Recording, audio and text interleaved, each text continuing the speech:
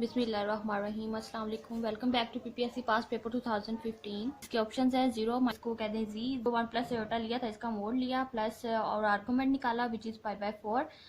Then power of logarithm multiply हो जाती है, तो ये राइट ऑप्शन बना था फर्स्ट ऑप्शन। ये मैंने क्वेश्चन करवाया हुआ है पहले। नेक्स्ट क्वेश्चन नंबर 22 देख लें। विच ऑफ द फॉलोइंग आपको कि फॉर एग्जाम्पल मैंने कोई मीट्रिक स्पेस ली एक्स डी, एक मीट्रिक स्पेस ली। इस मीट्रिक स्पेस को कहेंगे ये कंप्लीट है अगर मैं कोई काशी सीक्वेंस लूं और काशी सीक्वेंस कन्वर्ज करेगी एक पॉइंट को। काशी सीक्वेंस जिस पॉइंट को कन्वर्ज करी है वो पॉइंट भी अगर उसी स्पेस से बिलोंग करता है तो फिर हम कहेंगे ये जो मीट्रिक स्पेस है ये कंप्लीट स्पेस है। ऐसा भी कभी कभार होता है कि मैं एक और मीट्रिक स्पेस लेती हूँ, उसकी मैंने एक ली काशी सीक्वेंस, कोई एक सीक्वेंस ली वाई एन सीक्वेंस ली और जो पॉइंट को कन्वर्ज कर रही है वो इस पॉइंट से बिलोंग करता है।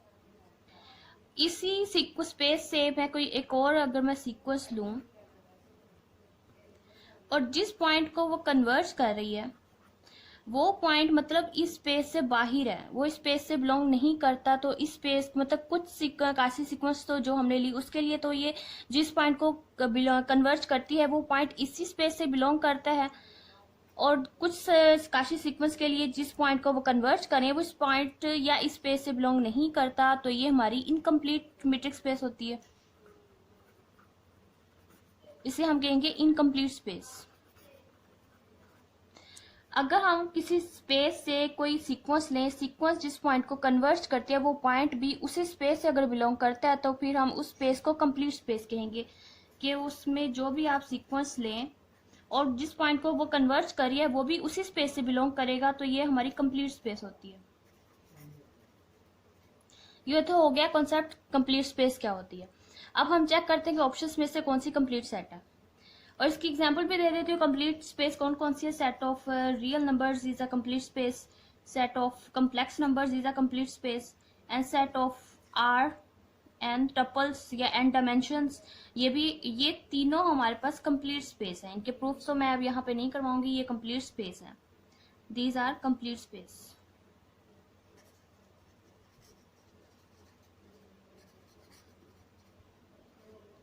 Set of real numbers, set of complex numbers, and set R and tuples and dimensions is also a complete space. Set of rational numbers हमारी complete space नहीं है। अब ये क्यों नहीं है? अब इस क्वेश्चन में तो फॉर एग्जाम्पल अगर मैं कोई सीक्वेंस ले लेती हूँ, जिस तरह मैंने कहा कि सीक्वेंस ले जिस पॉइंट को वो कन्वर्ज करे वो उसी स्पेस से बिलोंग करना चाहिए। मैं एक रैशनल नंबर्स की सीक्वेंस लेती हूँ। फॉर एग्जाम्पल मैंने सीक्वेंस ली limit n approaches to infinity 1 + 1/n raise to power n, as we know that which is equal to e exponential, किसी एक्सपोनेंशियल की इक्वल आती है। तो मतलब ये अब ये जो सीक्वेंस है ये सेट ऑफ रैशनल नंबर्स की सीक्वेंस है, इसकी पावर भी एक रैशनल नंबर है, लेकिन which is equal to E, मतलब ई को अप्रोच करेगी और E which is not a rational number. तो मतलब जो सेट ऑफ रैशनल नंबर्स जिस पॉइंट को वो कन्वर्ज करिए वो पॉइंट इस सीक्वेंस से बिलोंग नहीं करता, इसका मतलब ये तो हमारी कंप्लीट स्पेस नहीं है। नेक्स्ट सीक्वेंस है कि 0 के साथ ओपन है और 1 के साथ क्लोज्ड इंटरवल है, सेमी क्लोज्ड इंटरवल है। क्या ये कंप्लीट है?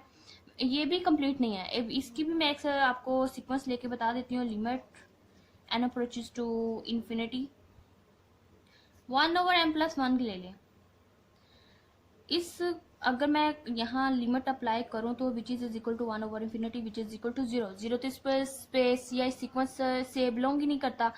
अगर मैंने एक सीक्वेंस ली वो मतलब काशी सीक्वेंस जो जिस पॉइंट को कन्वर्ज करती है वो पॉइंट हमारी स्पेस से बिलोंग नहीं करता, तो ये भी मेरी कंप्लीट स्पेस ना हुई। अब सेट ऑफ रियल नंबर, जिस तरह मैंने बता दिया, set of real number, set of complex numbers and set of R and R, ये सारे ही कंप्लीट स्पेस है। सेट ऑफ रियल नंबर्स भी कंप्लीट है, और set of integers is a subspace of set of real. Set of integers is also a complete space. ये कैसे? अब इसका कंप्लीट प्रूफ आपको मीटर स्पेस को देखनी पड़ेगी, वहां देखें जाके। Set of integers and set of real numbers both are complete space. Next question number 23 देखें। Least upper bound of 1/2, 2/3, 3/4 up to so on is, मतलब इसका लिस्ट अपर बाउंड क्या होगा? Least upper bound mean supremum find करना है। Sequence जो हमें दी गई है सुप्रीमम फाइंड करना है। इसके ऑप्शंस है 1, 0, इन्फिनिटी एंड n/n+1। अगर आप देखें तो ये सीक्वेंस का एन टर्म में अगर लिखें तो कैसे बनेगी, 1 2 3 up to so on, that mean n लिख सकते हैं। और बटे में क्या है कि एक नंबर इंक्रीज कर रहा है, that mean n over n plus 1 है। और इसके साथ हम लिमिट लगा देते हैं, limit n approaches to infinity. ये हमें सीक्वेंस गिवन दी गई है, मतलब एंड एन जो नंबर एंड टर्म है वो सेट ऑफ नेचुरल नंबर से बिलोंग करता है, n set of natural number से बिलोंग करता है। और ये सीक्वेंस है हमारी। अब इसका लिस्ट अपर बाउंड फाइंड करना है, मीन्स दैट सुप्रीमम फाइंड करना है, सुप्रीमम।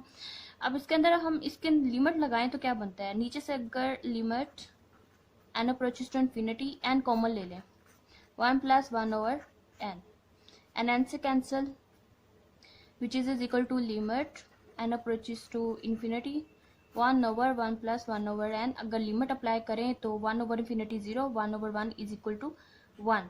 तो इसका राइट ऑप्शन बनेगा A option, which is equal to 1। मतलब 1 ही इसका सुप्रीमम है। List upper bound means list upper bound of this given sequence is 1।